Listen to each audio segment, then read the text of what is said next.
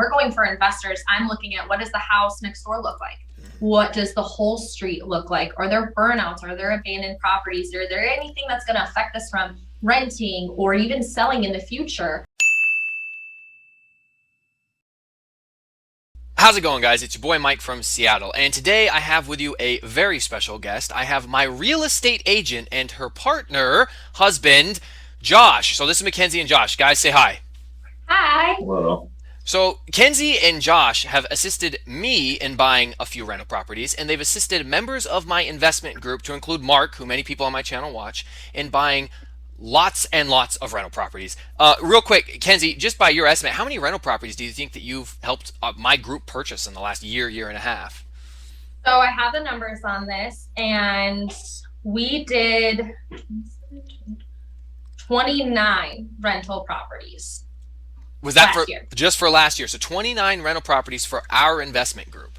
Yeah, just for 2021. So now, for what a lot of folks might not realize, Kenzie and I finally met in person, and Josh, we all met in person in October. But of all the people, how many investors do you think you've worked with from our group? 10, 12? Probably more than that now. It's grown a lot in the last year. I think we're at like maybe 15 right now. Okay, so 15 different people. Yeah.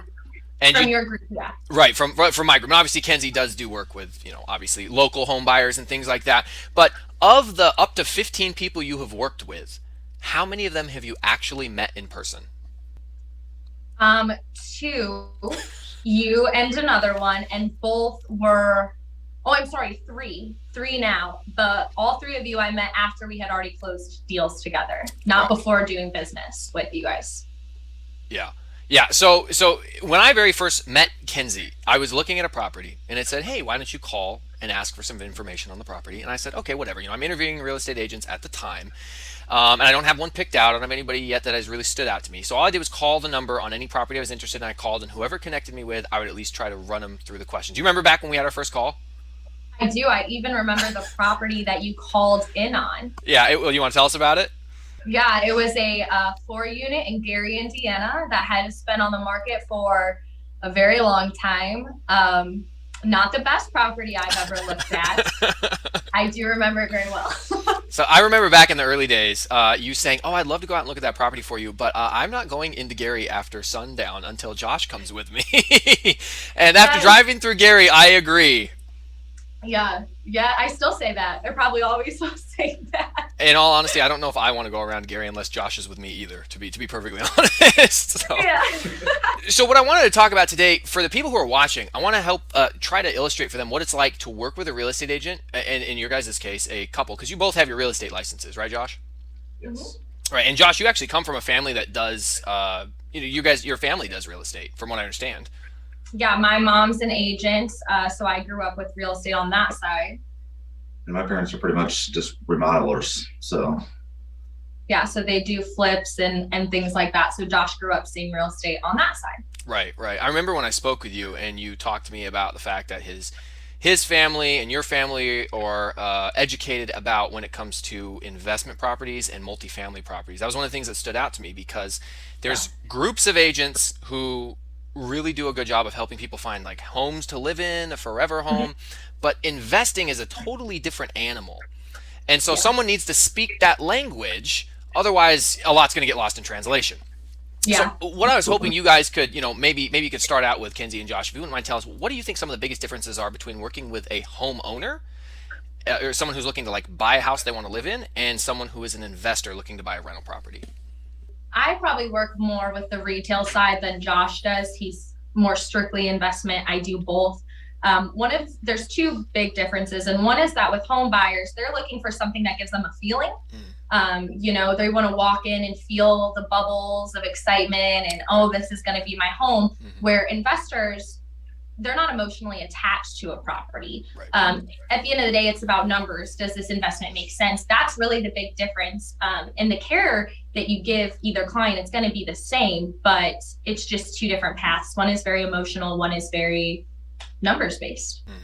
Yeah, so I mean, it's important to like speak both languages. And I know one of the things I really love. So for those who don't know how it is to call Kenzie, you call Kenzie, 99% of the time you're calling Kenzie and Josh. Josh is in the background piping up with, "Oh, you don't want that neighborhood, trust me," or throwing in his 2 cents. So, Josh, you have a lot of experience with real estate. What do you think in terms of like dealing with investors? What has been, in your opinion, like the most important things that we tend to focus on? I definitely think that taking the emotion out of it is the biggest aspect. Yeah, so like I think what I really like that Josh adds is he does have like some good experience with like construction. He's done Yeah. remodeling, so like when I'm spitballing around a property with Kenzie and we're talking about it, she's looking at the pictures and, oh, I know the agent as usual. Josh is in the background like, yeah, there might need to be some repairs done, but he can always throw around the ideas of like loose estimates as to what he thinks things might cost, how long things might take to get repaired, which when you're an investor, all of those are very important because you might have additional holding costs before it gets before it's ready to rent, or make ready costs, which will all affect your bottom line. So it's extremely beneficial to have him in the background chiming in on different topics. I agree with that. Right, exactly. So Kinsey, out of all of the properties that you purchased for people in our investment group, like, does a single one of them stand out to you, like your favorite property, the one that you liked the best, or the deal you thought was the best? Actually, yeah. So, not saying this just because we're talking right now, but I've always said the brick building, the brick house that you bought, the first deal we did together, also one of my first deals ever as an agent, is probably my favorite because it just turned out to be so much better than we expected. And I remember pulling up to the house and standing in front of it and calling you. And I was just like, this is the one. This is it. We have to go for it. It's perfect. And I still drive past it. I see it all the time, and I still think it's a great house. So Yeah, no, I agree with you. It's actually it's my favorite rental property that I own, until maybe the one that we also just bought on Louisiana Street, because that's a really yeah, nice one too. But that one's really, personally, I like brick better. If I could have had Louisiana be brick, I would have taken that. yeah. But it's still really nice. So when you go out to a neighborhood on behalf of an out of state investor, what is it like? What responsibilities are you assuming? Because I'm not there. Right. So, obviously, when we're looking at properties for you guys, we take that really seriously. So, for example, when we go with first-time home buyers, we're kind of looking around to see if it gives them the feelings. We're looking at finishes. When we're going for investors, I'm looking at what does the house next door look like? What does the whole street look like? Are there burnouts? Are there abandoned properties? Are there anything that's going to affect us from renting or even selling in the future? And then we're also really looking at mechanicals because although a cute house is great for a rental, at the end of the day, we want to make sure that you're not buying something that you have to turn around and put a ton of money into. So Right. if we're able to look at the roof, weather conditions provided, we'll try to take a look at that. But windows, light switches, the furnace, the AC, the water heater, making sure that we're testing, faucets and that there's no leaks and things like that are really what we're focusing on. We care a little less about what kind of flooring it has and a lot more about the mechanicals when we're looking for you guys. Right. Yeah. And really, it does come down to the fact that we're just concerned, unless the plan is to buy a property you want to remodel, Right. we don't want to buy something that's going to have to turn around and have issues with it. We're going to put tenants in a property and they're hard on it. Right. Another real nice thing that you guys do is you have, at least a starting idea of what things will rent for, which is great because that's how we run our numbers. And so that kind of leads me to the next question. How important do you think it is? Because you guys have both lived there most, or if not all of your lives, in the Gary area, Northwest Indiana. How important do you think it is to work with people who are like experienced in that area? Honestly, for an out-of-state investor, I think it's really important to work with people who are very familiar with Northwest Indiana, Gary included, and the surrounding areas, because especially with an area like Gary or Hammond, there might be areas that are better than others. There might be parts of Hammond or Gary or Lake Station where maybe this couple roads have way higher values than these couple roads, and it's just important to have someone who knows those areas who can give you that information. I think that's the biggest thing, especially with out of state investors, is to have a team here who knows the area and can help with that. Right. My number one fear when it came to working with a real estate agent was that I was going to find somebody who cared more about getting their commission. Like, oh, this will be a great house. Let me turn a blind eye to things that might not be good because I want to get the check. And what I liked about you is from the very first property I inquired on that you went out and we talked about it already, you were like, oh man, I really don't want to turn away someone who's interested, but here's the thing, buddy. And I appreciated the honesty. So, I would love to hear your guys' thoughts on that, about what it's like to give bad information to an investor who may be otherwise very excited about a property. I think saying no is pretty important in our line of work. I mean, Yeah. I'm not gonna lie though, I feel like it was an obstacle for me. I'm much more comfortable now, as you know. I have no problem telling any of you no anymore. I'll just flat out say it. But I remember those starting days of working with you guys and calling and being like, I don't really know how to say this. Where now I'll literally straight up be like, no, like just no, this is bad all around. So bad, it's a no. Right, right. Which at the end of the day is why you're worth every penny, because it's the fact that I don't have to worry I'm being lied to. I will get the inside scoop on the property, the previous owner, the other agent, their company, how ugly it might be, and like all of that is invaluable.